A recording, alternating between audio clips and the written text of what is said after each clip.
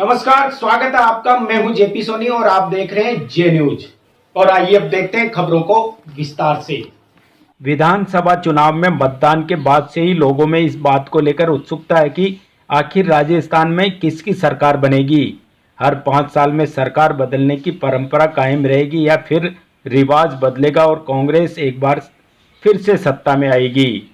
हालांकि 3 दिसंबर को मतगणना के बाद ये स्पष्ट हो जाएगा कि राजस्थान में किसकी सरकार बन रही है और केकड़ी से कौन जीत रहा है।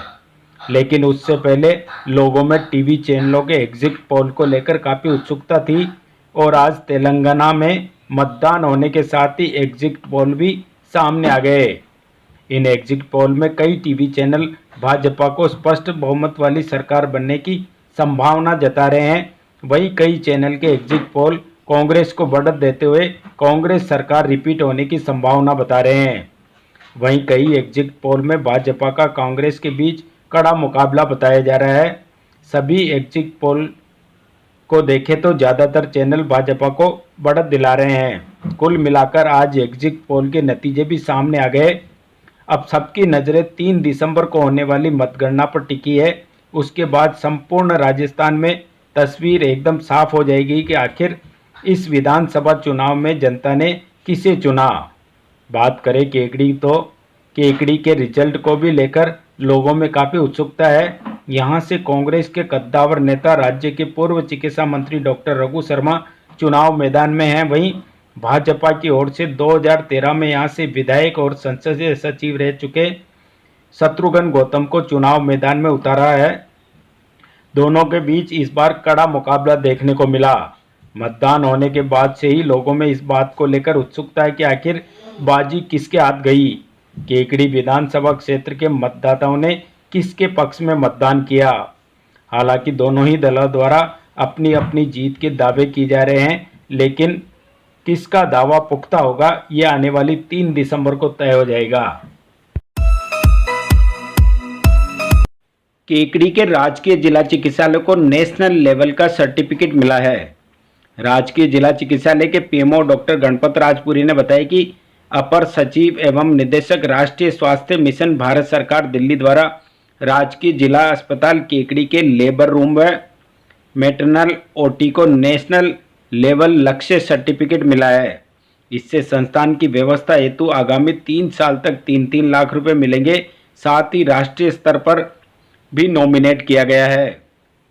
मालूम हो कि गत 4 अक्टूबर 2023 को राष्ट्रीय स्तर की गुणवत्ता निरीक्षण टीम डॉक्टर रविंद्र अहलावत व डॉक्टर ममता जिनवाल द्वारा संस्थान की लेबर रूम मैटरनल ओटी के 8 विचाराधीन क्षेत्र पर गहनता से निरीक्षण टीम द्वारा किया गया, जिसमें संस्थान की अवसंरचना, मरीज को दिए जाने वाली बुनियादी सेवाओं, स्वच्छता, रोगी संतुष्टि, मानव संसाधन, दवा की उपलब्धता, संक्रमण नियंत्रण और प्रशासनिक प्रबंध इत्यादि सभी मापक विचाराधीन क्षेत्र के 78% से ज़्यादा का स्कोर होना आवश्यक था। गणपत राजपुरी ने बताया कि संस्थान के सभी चिकित्सा अधिकारी एवं चिकित्सा कर्मियों की कड़ी मेहनत से लेबर रूम सर्विस में 85% का स्कोर तथा 84% मैटरनल ओटी में स्कोर प्राप्त कर इतिहास कायम किया गया। बार एसोसिएशन केकड़ी की साधारण सभा गुरुवार को अभिभाषक कक्ष में आयोजित की गई। बार एसोसिएशन के अध्यक्ष भूपेंद्र सिंह राठौड़ ने बताया कि बैठक में राजस्थान उच्च न्यायालय द्वारा लिए गए निर्णय के आधार पर केकड़ी बार एसोसिएशन के चुनाव 8 दिसंबर को करवाने का निर्णय किया गया। चुनाव प्रक्रिया संपादित कराने के लिए एडवोकेट शैलेंद्र सिंह राठौड़ को मुख्य निर्वाचन अधिकारी एवं एडवोकेट नवल किशोर पारिक व एडवोकेट पवन सिंह भाटी को सहायक निर्वाचन अधिकारी बनाया गया। राठौड़ ने बताया कि सदस्यों को आगामी 1 दिसंबर 2023 को सायं 5 बजे तक एडवोकेट सुनील कुमार जैन को सदस्यता शुल्क जमा करवाकर रसीद प्राप्त करनी होगी। 2 दिसंबर को अपराह्न 3 बजे साधारण सभा की बैठक होगी, जिसमें वोटर लिस्ट का प्रकाशन किया जाएगा। नामांकन प्रक्रिया 4 दिसंबर को प्रारंभ होगी।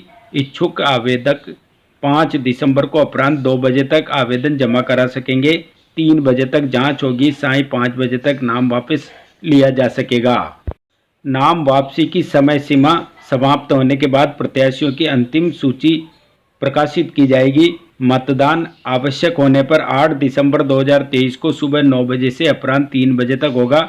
मतगणना मतदान समाप्ति के बाद सायं 4 बजे शुरू होगी। मतगणना समाप्त होने के साथ ही परिणाम घोषित किया जाएगा।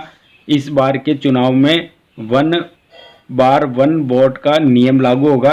इसके लिए 4 दिसंबर को अपराह्न 12 बजे तक शपथ पत्र जमा कराना होगा। बैठक में अनेक अधिवक्तागण मौजूद रहे। षड्यंत्र पूर्वक धोखाधड़ी कर बेचान की गई संपत्ति को 2 हिस्सों में अलग अलग प्लाट बताकर अपने ही परिवार के सदस्यों के कूट रचित दान पत्रों के जरिए दान करने के मामले में न्यायिक मजिस्ट्रेट केकड़ी ने 5 आरोपियों के खिलाफ सावर पुलिस को मुकदमा दर्ज करने के आदेश दिए हैं।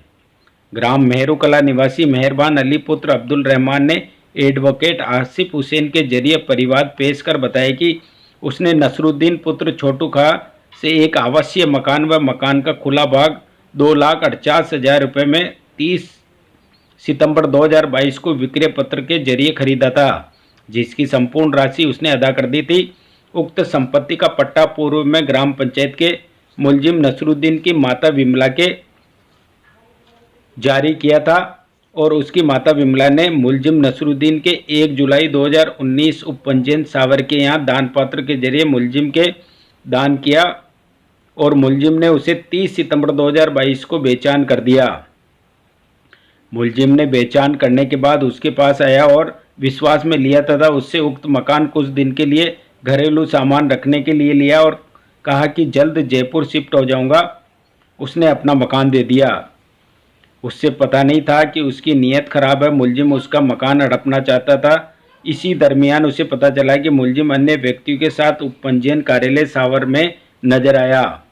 उक्त जानकारी के बाद वह वहां गया तो पता चला कि मुलजिम ने 2 दान पत्र पंजीयन करवाए।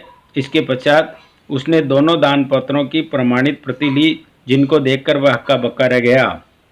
जिसमें मुलजिम नसरुद्दीन ने एक दान पत्र सलीम पुत्र छोटू व दूसरा दान पत्र मोहम्मद असलम पुत्र घासी खान के 14 अगस्त 2023 को करवाए, जिसमें सोईब व मोहसिन के गवाह के रूप में हस्ताक्षर करवाए। उक्त मुलजिम नसरुद्दीन के परिवार के सदस्य हैं। मुलजिमान ने एक सुनियोजित तरीके से आपराधिक षड्यंत्र रचकर उसको बेचान की गई संपत्ति को हड़पने के उद्देश्य से दोनों दानपात्र एक ही तारीख में पंजीयन कराए तथा उक्त दानपात्रों में अंकित किया गया कि पूर्व में अन्य किसी उक्त संपत्ति बेचान नहीं की, जबकि उक्त संपत्ति नसरुद्दीन ने उसको 30 सितंबर 2022 को बेचान कर दी थी। मुलजिमान ने उक्त कूट रचित दानपात्र दिनांक 14 अगस्त 2023 करवाकर परिवार के सदस्यों से मिलकर एक आपराधिक षड्यंत्र रचकर उक्त आपराधिक कृत्य को अंजाम दिया।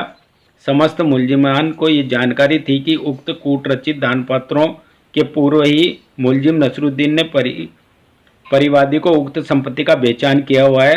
फिर भी मुलजिमानों ने आपराधिक षड्यंत्र रचकर आपराधिक न्याय भंग करत धोखाधड़ी पूर्वक उक्त दानपत्रों में पूर्व में परिवादी के किए गए विक्रय पत्र में दर्शित तथ्यों यानी कि मुलजिम नसरुद्दीन की विमला माता द्वारा नसरुद्दीन के करवाए दानपत्र का हवाला देकर 14 अगस्त 2023 को दोनों कूट रचित दानपत्र पंजीकृत करवाए तथा मुलजिमानों ने परिवादी की संपत्ति को हड़पने के उद्देश्य से 2 अलग अलग प्लाट का रूप देकर 14 अगस्त 2023 को 2 अलग अलग कूट रचना करते हुए षड्यंत्र रचकर आपराधिक न्यास भंग करते हुए कूट रचित दानपत्र करवाए उसे धोखाधड़ी की। उक्त प्रकरण की सुनवाई करते हुए न्यायाधीश ने एडवोकेट आसिफ हुसैन के तर्कों से सहमत होते षड्यंत्र पूर्वक धोखाधड़ी कर बेचान की गई संपत्ति को 2 अलग अलग प्लाट बताकर अपने ही परिवार के सदस्यों के कूट रचित दानपात्रों के जरिए दान करने के मामले में 5 आरोपी के खिलाफ सावर पुलिस को मुकदमा दर्ज करने के आदेश दिए हैं। पटेल आदर्श विद्या निकेतन उच्च माध्यमिक विद्यालय में जगदीश चंद्र बसु की जयंती मनाई गई। प्रधानाचार्य रामेश्वर चौहान ने बताया कि इस अवसर पर आचार्य रेखा कुमारी खारोल ने जगदीश चंद्र बसु की जीवनी पर विचार व्यक्त किया। कार्यक्रम में यश सेन, शैलेंद्र धाकड़, पंकज बेरवा, अंशु धाकड़, अनुप्रिया, यश यादव, सात्विक पारिक, आदित्य सैनी, अर्पिता, रुद्र शर्मा, सूरज चौधरी, भूमिका शर्मा, नेहा कुमावत, हर्षिता कुमावत, अंजलि दादीच आदि भैया बहनों ने भी अपने विचार व्यक्त किए। कार्यक्रम के अंत में आचार्य गीसानाथ योगी ने बताया कि हमें जीवन में वैज्ञानिक दृष्टिकोण अपनाकर कार्य करना चाहिए। कार्यक्रम का संचालन आचार्य रामराज गुजर ने किया। अजमेर रोड स्थित कल्याणेश्वर महादेव मंदिर में 7 दिवसीय शिव महापुराण कथा का आयोजन किया जा रहा है। कथावाचक पंडित राजीव कृष्ण शास्त्री वृंदावन वालों के द्वारा कथा का रसपान करवाया जा रहा है।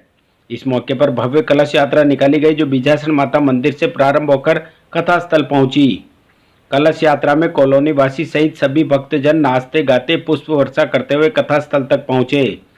तदुपरांत कथावाचक राजीव कृष्ण शास्त्री के व्यास गद्दी आरूढ़ होने के बाद महाशिव पुराण पोथी का यजमान परिवारों द्वारा पूजा अभिषेक करवाया गया। कथा के दौरान कथावाचक शास्त्री ने नेमिष सारण्य व महापुराण का महात्म्य बताया। वह भगवान शंकर के सहज सरल व शीघ्र प्रसन्न होने वाले देवों में सबसे बड़ा देव बताया गया। भस्मासुर की कथा का प्रसंग भी कथा के दौरान भक्त लोगों को सुनाया गया। कलयुग में भगवान का नाम सिमरन, हरि संकीर्तन, साधु संतों की सेवा, गौ सेवा व सत्कर्मों के बारे में श्रद्धालुओं को सुनाया गया। सूत जी महाराज के द्वारा बताई गई कई प्रेरणास्पद प्रसंगों का उल्लेख भी किया गया। शिव महापुराण के प्रसंग पर उपस्थित भक्ति महिला पुरुष झूमते गाते हुए कथा का रसपान किया। वर्तमान समय में हरि सुमरन सुख शांति व जीवन में आनंद का संचार कर सकता है। आयोजन में रघुवीर सैनी, दिनेश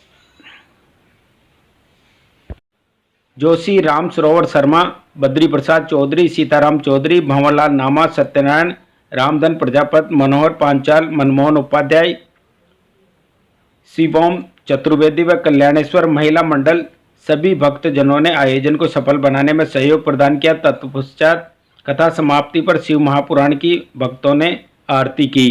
उपस्थित सभी भक्तजनों को प्रसाद वितरित किया गया।